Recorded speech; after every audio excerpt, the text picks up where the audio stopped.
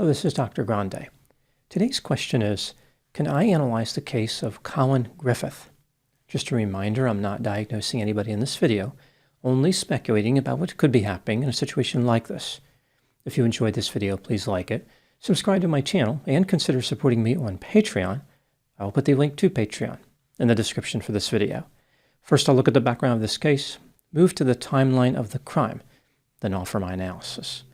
Collin Griffith was born sometime around 2007 and was raised in Lincoln County, Oklahoma. He lived with his father Charles, his mother Catherine, and his older brother Christopher in a house on East 900 Road in the small town of Stroud. This is about an hour southeast of Tulsa. After being married for 20 years, Collin's parents divorced in May 2020. This started an acrimonious custody battle. Catherine moved to Port Charlotte, Florida, where she worked as an online school teacher. Port Charlotte is about 45 minutes north of Fort Myers. Collin stayed in Oklahoma with his father. In August 2022, Catherine went to court to get sole custody of Collin. She made several accusations against Charles. For example, he had not permitted her to have any contact with Collin since December 31, 2019, when Collin begged his mother to come get him.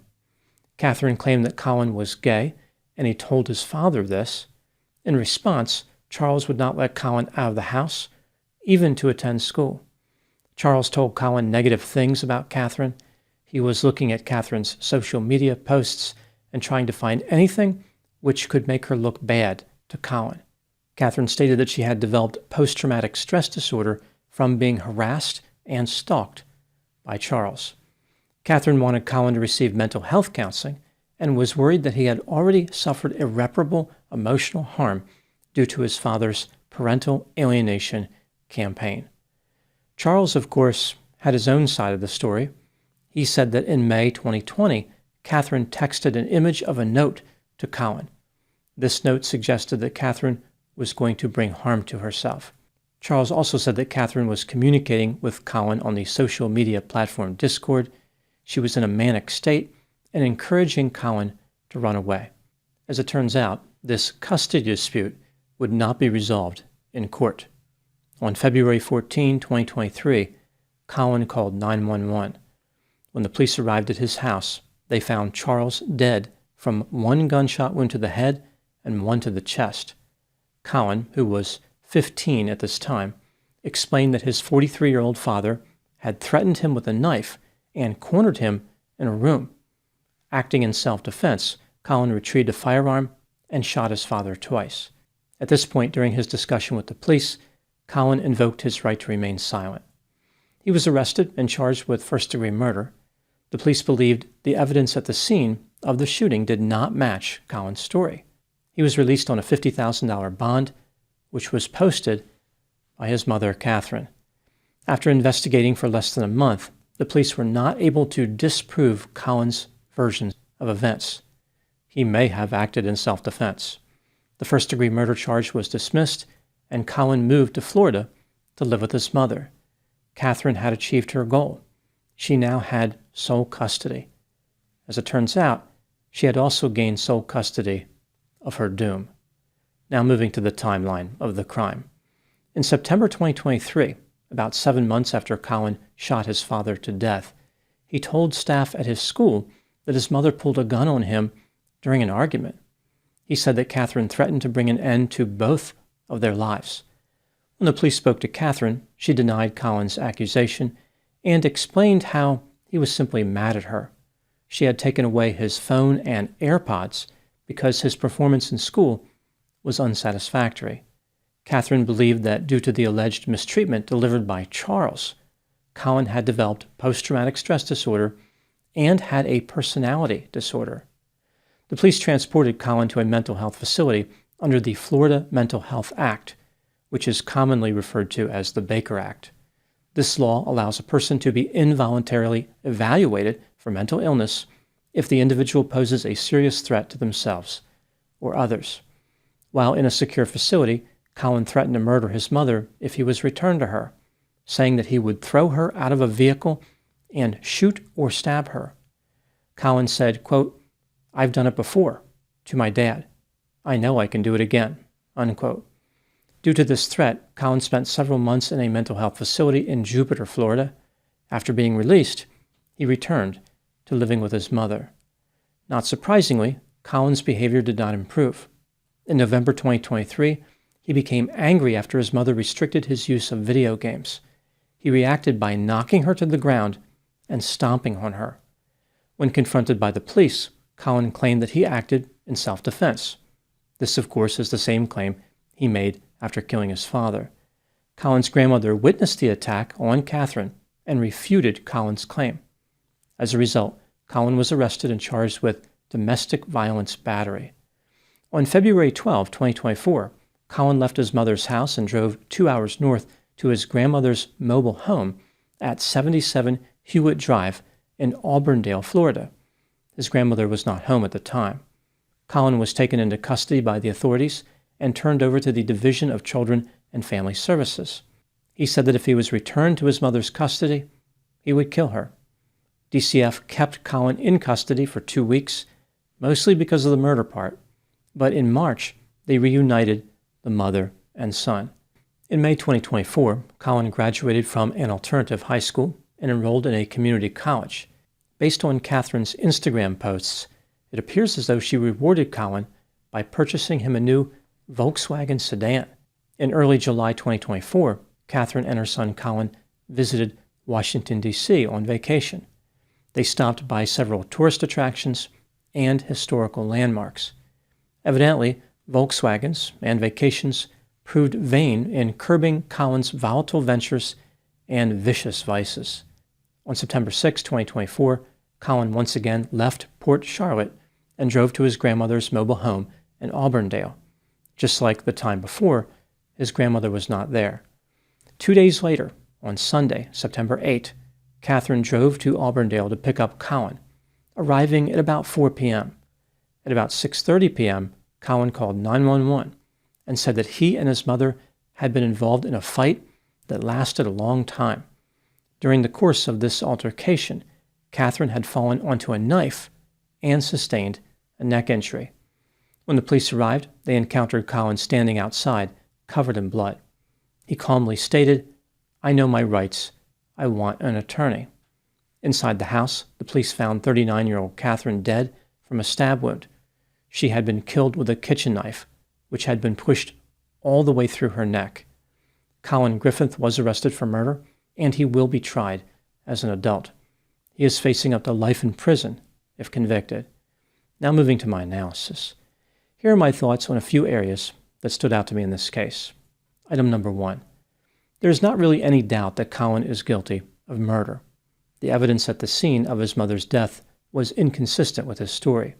For example, it is extremely unlikely that his mother could have fallen on a knife and stabbed herself all the way through the neck. The house was not disturbed as much as it would have been if there had been an extended altercation in it. And at 4:30 p.m., about 2 hours before Collin called 911, neighbors saw him drag his mother into the house by her hair. Catherine repeatedly said, "Let me go." Item number 2. In addition to facing a murder charge in Florida, Collin may have some difficulties in Oklahoma. This state has expressed an interest in reopening the investigation into the murder of Collin's father, Charles Griffith, if any new information comes to light. I would be surprised if Collin makes any statements to the police because he has a habit of avoiding that mistake. Even without this type of incriminating statement to an investigator, the police could uncover something that relates to the Oklahoma shooting. Maybe Collin bragged to a friend or something like that. Either way, it is reasonable to believe that Collin murdered his father, Charles.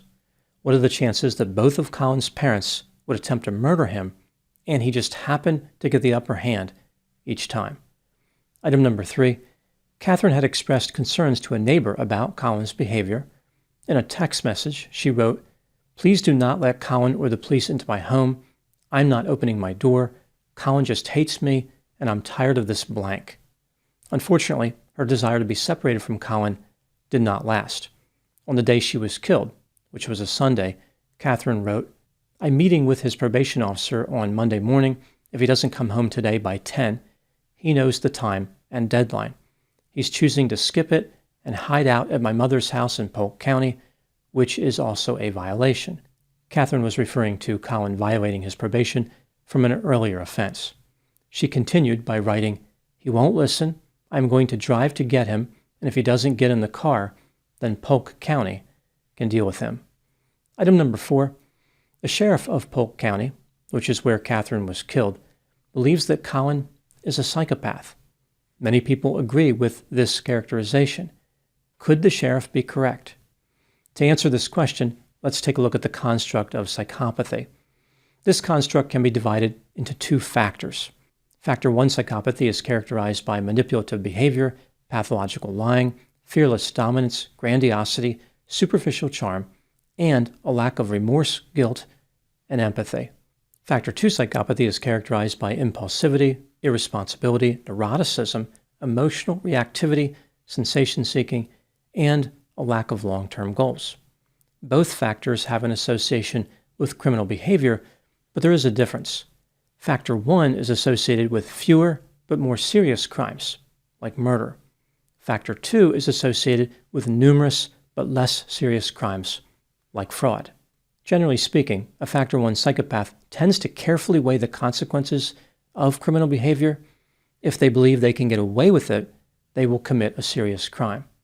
Factor 2 psychopathy has a strong association with the mental disorder antisocial personality disorder, or ASPD.